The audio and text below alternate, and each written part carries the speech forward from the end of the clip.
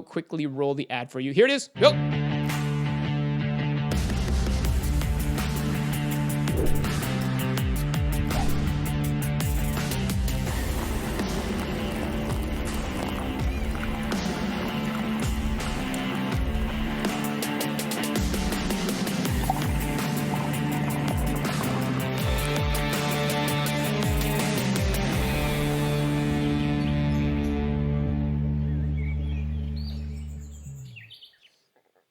And I just love Jody and his company because not only are they making fine products, I'm going to show you a couple of differences that I've noticed between this and other stuff. Greg Foss is in the house. Welcome here, man. George Flores, welcome here. Bridget, welcome here too.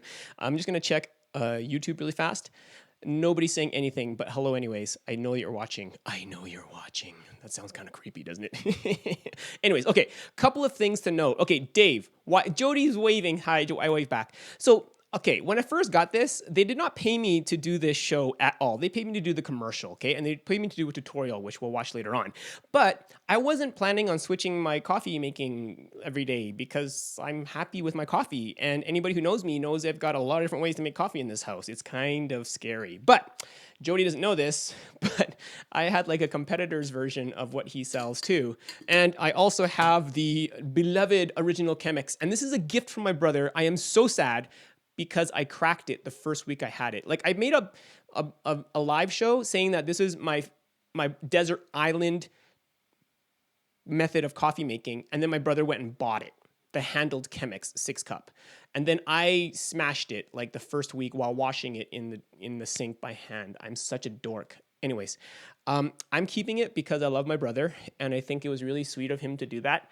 But I felt so bad I can't throw it away. But alas, the fine folks at ParkBrew have a much more inexpensive version that you could get a whole kit, including the cup, including this stainless steel filter, including a stopper that is less, in Canada at least, like half the price of the Chemex. It was like blowing my mind, man. But let's talk about why this actually is so awesome. Take a look at the mesh filters, and not all mesh filters are created equal. So I'm going to show you this right now. Oh, where's my light? Okay. So first off, let's take a look at the Chemex paper. Like these Chemex papers, I could never make a good Chemex. I actually have a video saying how to make a good Chemex cup. And I really struggle with the steep time because it takes me more than like 4 to 5 to 6, sometimes 7 minutes to make a cup of coffee, which is too long. The extraction is too long. But I find the paper filters that Chemex sells to be a little too thick to get the extraction I want, but it does work on some beans and gives it because it absorbs more oils. Depending on the bean, it does has a better flavor for some beans. But then I bought this cheapy thing before I heard about ParkBrew, before they contacted me, and it's like a strainer, right? A sieve, right? It's metal, stainless steel. I think, I'll go green and maybe this will work. And it kind of sucks because the sieve is like way too like weak. And so the water goes right through it really quickly, okay? And then ParkBrew hired me to do their stuff, sent me their filter. And the first thing I noticed is, look, wait, there's less light that's going through the filter. And I'm not sure, I don't think I can get it close enough to show you, but they've got a double stainless steel mesh opposed to this one, which is much actually loose. You can actually see right through this guy, but you can't see through the ParkBrew. And so there's really good attention to detail because even the rivets or the way they seam it are not overlapped. So the inside fine mesh is not overlapped to the outside mesh. But what this does is allows your coffee to steep longer. It doesn't just go right through it really fast like this other filter does. Oh, could you actually see any of that? Oh, I'm so bad. I'm sorry. So this is what I was trying to show you guys. So if I light this up, oh, come on, Dave. What kind of professional am I? You can't really see through this filter, not very well with my flashlight on the other side.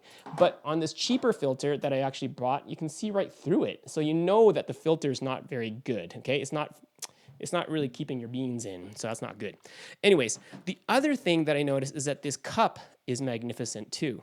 So if you take a look at this cup, it's got a handle, it's got a flat base, and my former favorites, and I still love these guys because they feel good in the hand, the Pavinas, they're really quite unbalanced because you've got a very narrow base. And so I have tipped them over. I have broken a lot of glass, and you're going to break any glass. So that's not really the problem.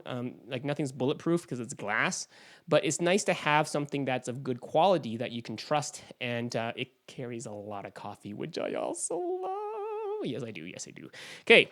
So that's about all. Until now, I'm gonna actually show you. Hareen Wong, good to have you here. So for all you coffee addicts out there, hopefully this can help you guys make a better brew. But before I let you go and watch the video, I am gonna share with you I don't have a thought of the day. I forgot my thought. Oh man. Okay, so instead of having it written out, Dave Moss says, coffee. I know it's a little bit late for me to drink coffee, but I don't care.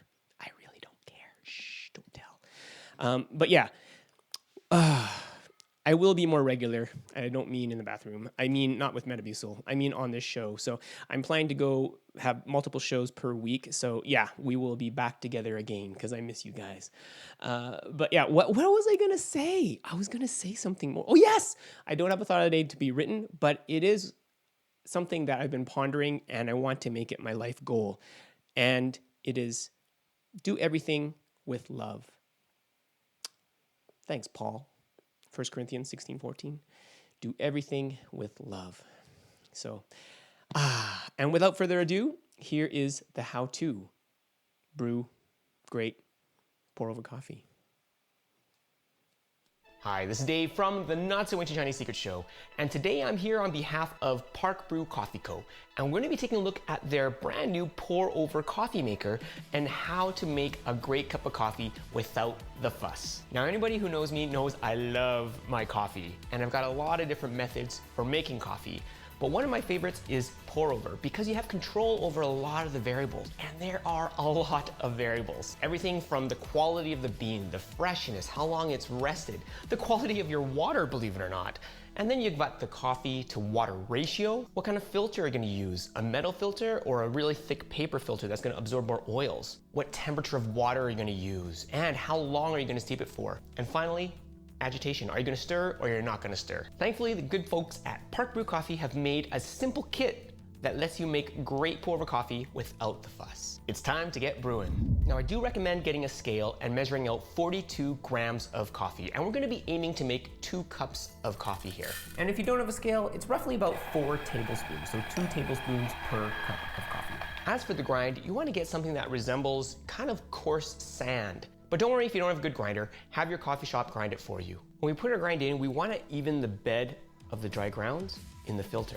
And now for the temperature of the water. You don't want to use totally boiling water right off the kettle. You want to let it rest just a little bit so you're about in the 195 to 205 degree range. In total, we've got 42 grams of coffee, and we're going to aim for 700 grams of water to make our 2 cups of coffee. Now the first pour is going to be a gentle wetting of the grounds. And a gooseneck is nice, but not necessary, but it lets you control the flow rate as well as make sure that you evenly wet the bed. Sounds awkward, but yes, that's what you want to do with coffee.